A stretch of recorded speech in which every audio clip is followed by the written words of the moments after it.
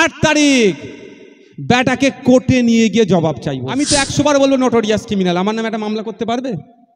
পারবে? ও আমার নামে যতবার বাজে মন্তব্য করে ততবারই আমি মামলা করব।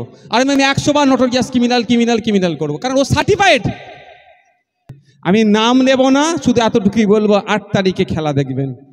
খেলা খেলা করে না, 8 তারিখ বেটাকে কোর্টে নিয়ে গিয়ে জবাব চাইবো। কোর্টে যেতে বাধ্য করবো, ওখানে যেতে, ওখানে গিয়ে ওনাকে জবাব চাইবো। ইতিপূর্বে আমাকে বলেছিল মামলা চলছে, জবাব দিতে হচ্ছে, আর বিগত দিনে যেগুলো অবাঞ্ছিত মন্তব্য করছে তার জবাব চাইবো। আমি তো 100 বার বলবো নোটোরিয়াস ক্রিমিনাল, আমার নামে একটা মামলা করতে পারবে? পারবে? ও আমার নামে যতবার বাজে মন্তব্য করে ততবারই আমি মামলা করব। আর আমি 100 বার নোটোরিয়াস ক্রিমিনাল ক্রিমিনাল ক্রিমিনাল করবো, কারণ ও সার্টিফাইড। ও সার্টিফাইড।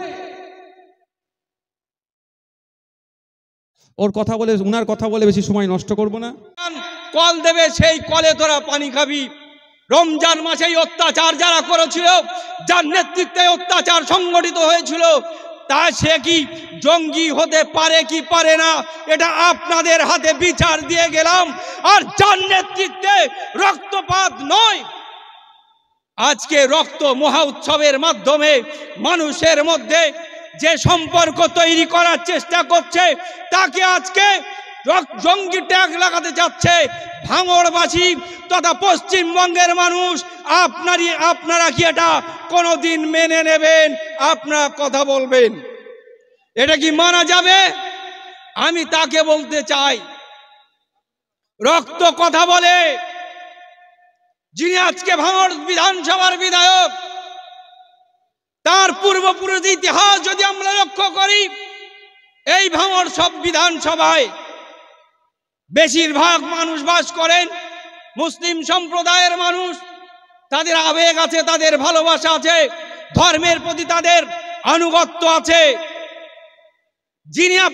যাকে আপনারা এই ভাঙড় বিধানসভার বিধায়ক নির্বাচন করেছেন, তার পূর্বপুরুষ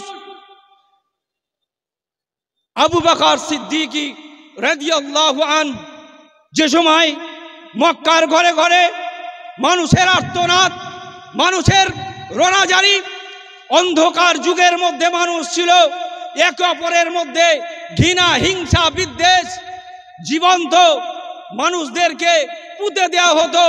সেই সময় নবী মুহাম্মদ রাসূলুল্লাহ সাল্লাল্লাহু আলাইহি ওয়াসাল্লাম তিনি যখন এসে ইসলামের বাণী তিনি প্রচার শুরু করলেন, মানুষকে বলে দিলেন তোমাদেরকে ন্যায়ের পথে আসতে হবে। তোমরা যে ঘৃণ্য কাজ করছো, মানুষে মানুষে ভেদাভেদ, মানুষের রক্তপাত তোমরা যে করছো, আজকে দীর্ঘ 40 বছর ধরে একটা যুদ্ধ লেগে গেলে চলতে থাকতো, এটা চলতে পারে না, এর থেকে তোমাদেরকে ফিরে আসতে হবে। সেই সময় মক্কার যারা লেটেল বাহিনী ছিল, মক্কার তথাকথিত যে সমস্ত নেতা ছিল, সেই সমস্ত নেতারা নবী মুহাম্মদ সাল্লাল্লাহু আলাইহি ওয়াসাল্লামের উপরে আক্রমণ করতে, তাকে জঙ্গি বলতে, তাকে সন্ত্রাসী বলেও এরকম ট্যাগ লাগাতে চেয়েছিল। কিন্তু তার পূর্বপুরুষ আবু বকর সিদ্দিকী তিনি বুক চিতিয়ে দাঁড়িয়েছিলেন সমাজ পরিবর্তনের জন্য। নবী মুহাম্মদ রাসূলুল্লাহ সাল্লাল্লাহু আলাইহি ওয়াসাল্লামের সাথে সাথ দিয়েছিলেন, সমাজ পরিবর্তন ঘটিয়েছিলেন।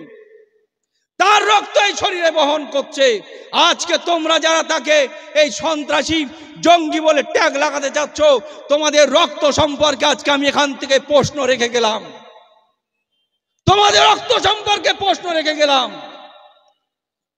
কারণ আজকে আমরা যারা মুসলিম দাবি করি, তাদের আমরা কোরআন যারা পড়ি, মহান আল্লাহ রাব্বুল আলামিন কোরআন পাকের মধ্যে ঘোষণা করে দিয়েছেন, এই নবী পাকের চরিত্র নিয়ে যারা কটূক্তি করে, নিশ্চিত তাদের চরিত্রের মধ্যে গন্ডগোল আছে, তারা পিতৃ পরিচয়হীন অবৈধ সন্তান। আজকে আমি এখান থেকে ঘোষণা করে দিচ্ছি, যারা নওশাদ সিদ্দিকীকে নিয়ে এই নোংরা ট্যাগ লাগাতে যাচ্ছে, আমি তাদের জন্য আমি এখানে বলে যাচ্ছি, তাদের খোঁজ করে দেখুন, হয়তো এরকম কিছু আছে কিনা তাদেরকে খোঁজ করে দেখতে হবে। আমি এই ভাঙড়ের মানুষকে আমি তার খোঁজ নেওয়ার জন্য বলে গেলাম। বন্ধুগণ, আজকে এত রাগ কেন? নওশাদ সিদ্দিকীর উপর এত রাগ কেন? এত ক্ষোভ কেন? এই সমস্ত মাথা মোটা নেতাগুলোকে মমতা ব্যানার্জি, অভিষেক ব্যানার্জি তারা বোঝাচ্ছে, একদিকে যখন সাম্প্রদায়িক বিজেপি তারা হিন্দু হিন্দু খেলায় মেতে উঠেছে, অন্যদিকে এই তৃণমূল কংগ্রেস মসিহা সেজেছে, মুসলমানদের ফেক মসিহা সেজে তারা এখানে দেখাতে চাচ্ছে।